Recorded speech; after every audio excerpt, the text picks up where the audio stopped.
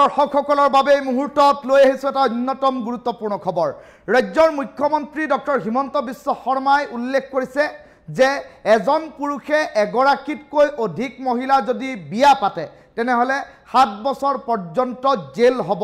এই কথা ৰাজ্যৰ মুখ্যমন্ত্ৰীগৰাকীয়ে আজিৰ দিনটোত উল্লেখ কৰিছে আৰু ৰাজ্যত অতি শীঘ্ৰেই এই সন্দৰ্ভত এখন আইন প্ৰণয়ন কৰা হ'ব আৰু বিধানসভাত এই সন্দৰ্ভত এখন বিধেয়ক অতি শীঘ্ৰেই উত্থাপন কৰাৰ কথাও ৰাজ্যৰ মুখ্যমন্ত্ৰীগৰাকীয়ে উল্লেখ কৰিছে।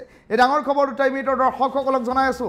এজন পুৰুষে এগৰাকীতকৈ যদি বেছি বিয়া পাতে তেনেহলে হ'ব 7 বছৰ পৰ্যন্ত জেল।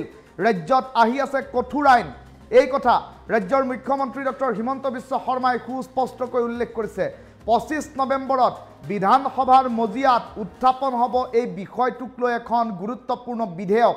এজন পুৰুষে এগৰাকী মহিলাকহে বিয়া কৰাব পাৰিব, তাৰ পৰিৱৰ্তে এগৰাকীতকৈ অধিক যদি মহিলাক বিয়া কৰায় তেনেহলে যাব লাগিব জেললৈ, খাব লাগিব জেলৰ ভাত। বহু বিবাহ ৰোধ আৰু মহিলাৰ সুৰক্ষাৰ বাবে এইখন আইন অনা হ'ব বুলি ৰাজ্যৰ মুখ্যমন্ত্ৰীগৰাকীয়ে আজি উল্লেখ কৰিছে।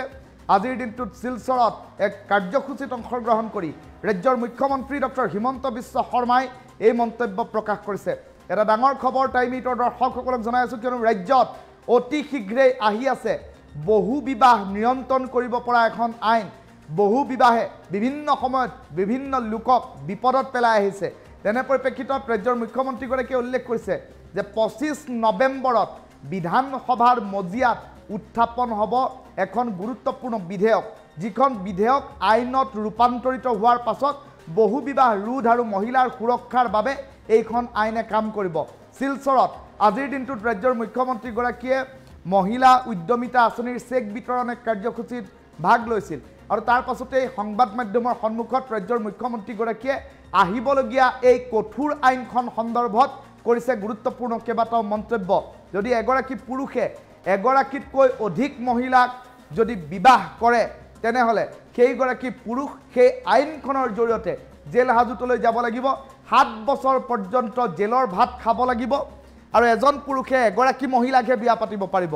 বহু বিবাহৰ ক্ষেত্ৰত বৰ্তমান সমাজ ব্যৱস্থাত বিভিন্ন সময়ত বহু ঘটনা পৰিঘটনা সংঘটিত হৈছে আৰু তেনে পৰিপ্ৰেক্ষিতত বিভিন্ন সময়ত গাহস্য হিংসাৰ বলি হ'বলগীয়া হৈছে বহু মহিলা। তেনে পৰিপ্ৰেক্ষিতত মহিলাসকলৰ সুৰক্ষাৰ স্বাৰ্থত ৰাজ্যৰ মুখ্যমন্ত্ৰী ডক্টৰ হিমন্ত বিশ্ব শৰ্মাই এই মন্তব্য কৰা পৰিলক্ষিত হৈছে। সমান্তৰালকৈ আজিৰ সমাজত দেখিবলৈ পোৱা যায় বহু লোকৰ পৰিয়ালৰ লোকৰ হেঁচাটো বহু পুৰুষে দ্বিতীয়বাৰ বিবাহ কৰিবলৈ বাধ্য হ'বলগীয়া এক পৰিৱেশৰ সূচনা হয়।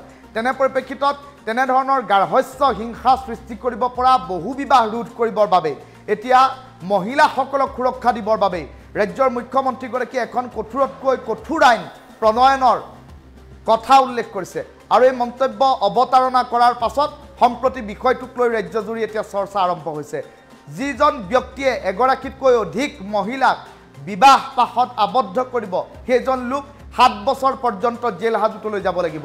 ৰাজ্যৰ মুখ্যমন্ত্ৰী ডক্টৰ হিমন্ত বিশ্ব শৰ্মাই আজিৰ দিনটোত 25 নৱেম্বৰত বিধানসভাত উত্থাপন হ'বলগীয়া বিধেয়কখন সন্দৰ্ভত কি মন্তব্য কৰিলে সেই মন্তব্য প্ৰথমে শুনাই লৈছো। মোক কেতিয়াবা কেতিয়াবা আমাৰ মাকসকলে আহি কয় যে মোৰ হাজবেণ্ডটো ভালে আছিলে, কিন্তু কেইদিনমান আগতে আৰু এটা বিয়া পাতি ল'লে, তাৰ পিছত কয় 2 দিন পিছত কয় আৰু এটা বিয়া পাতিলে।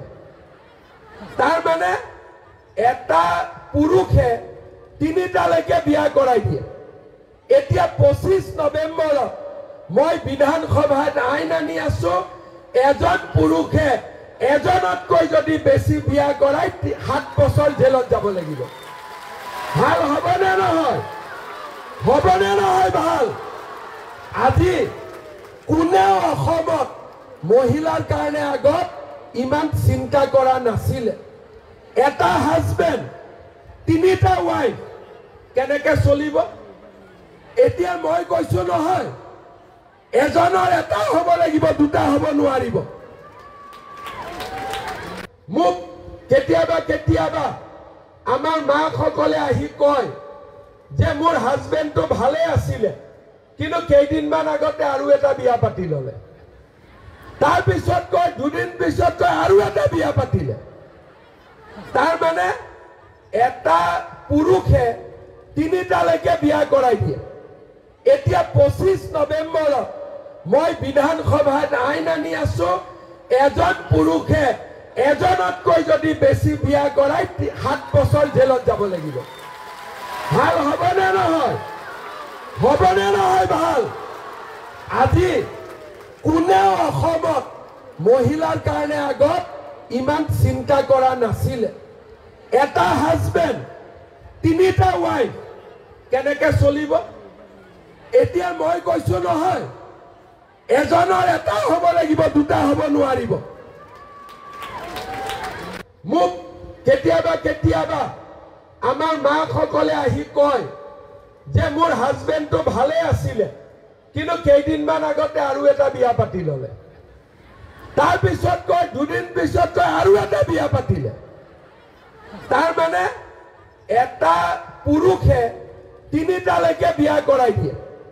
এতিয়া 25 নৱেম্বৰত মই বিধানসভাত আইন আনি আছো, এজন পুৰুষে এজনতকৈ যদি বেছি বিয়া কৰাই 7 বছৰ জেলত যাব লাগিব। ভাল হ'বনে নহয়? হ'বনে নহয় ভাল? আজি কোনেও অসমত মহিলাৰ কাৰণে আগত ইমান চিন্তা কৰা নাছিলে। এটা হাজবেণ্ড, 3টা ৱাইফ কেনেকে চলিব? এতিয়া মই কৈছো নহয়, এজনৰ এটা হ'ব লাগিব, 2টা হ'ব নোৱাৰিব। মোক কেতিয়াবা কেতিয়াবা আমাৰ মাকসকলে আহি কয় যে মোৰ হাজবেণ্ডটো ভালে আছিলে, কিন্তু কেইদিনমান আগতে আৰু এটা বিয়া পাতি ল'লে। তাৰপিছত কয় 2 দিন পিছত কয় আৰু এটা বিয়া পাতিলে। তাৰ মানে এটা পুৰুষে 3টালৈকে বিয়া কৰাই দিয়ে। এতিয়া 25 নৱেম্বৰত মই বিধানসভাত আইন আনি আছো, এজন পুৰুষে এজনতকৈ যদি বেছি বিয়া কৰাই 7 বছৰ জেলত যাব লাগিব। ভাল হ'বনে নহয়? হ'বনে নহয় ভাল? আজি কোনেও অসমত মহিলাৰ কাৰণে আগত ইমান চিন্তা কৰা নাছিলে। এটা হাজবেণ্ড, 3টা ৱাইফ কেনেকে চলিব? এতিয়া মই কৈছো নহয়, এজনৰ এটা হ'ব লাগিব, 2টা হ'ব নোৱাৰিব।